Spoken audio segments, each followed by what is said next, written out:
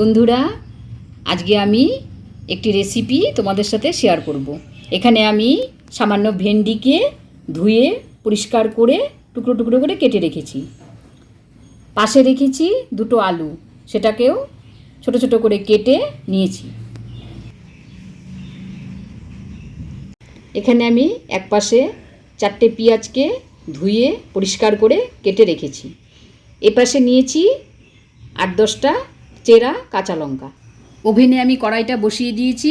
কড়াইতে আমি kachi ghani Fortune oil দিয়ে দিয়েছি। অ্যাট ফার্স্ট আমি এখানে পেঁয়াজের টুকরোগুলোকে অ্যাড করে দেব। পেঁয়াজটাকে ভালো করে তেলের মধ্যে ভেজে নেব। এখন আমি পেঁয়াজ কুচোনোতে চেরা কাঁচা লঙ্কাগুলো অ্যাড করে দিচ্ছি।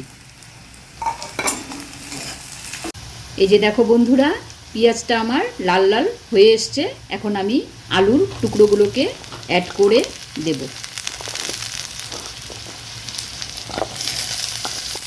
আলুগুলোকে পেঁয়াজের সাথে একটু এক্সট্রা করে আমি ভেজে নেব।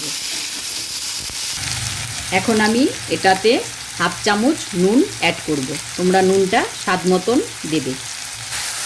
নুনটা দেওয়ার পর আলুটাকে আবারও নেড়ে দিচ্ছি। এখন আমি 1/2 চামচ হলুদ গুঁড়ো অ্যাড করে দিচ্ছি। হলুদটা দেওয়ার পর আবারও আলুটাকে একটু কষিয়ে নেব। এখন আমি ভেন্ডির টুকরোগুলোকে অ্যাড করে দিচ্ছি। আবারও ভালো করে ঘেটে নেব দুটোকে।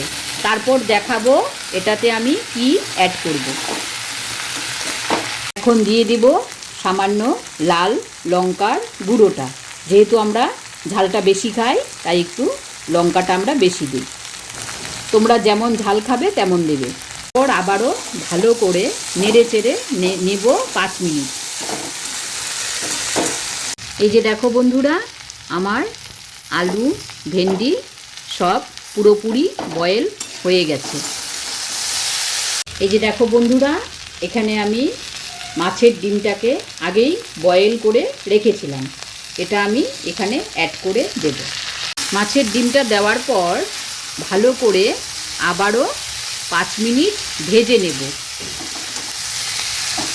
এই যে দেখো বন্ধুরা, ভেন্ডি আলু আর মাছের ডিম দিয়ে ভাজিটা আমার পুরোপুরি কমপ্লিট সার্ভ করার জন্য।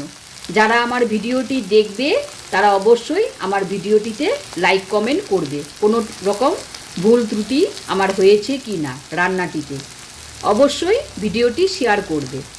Thank you.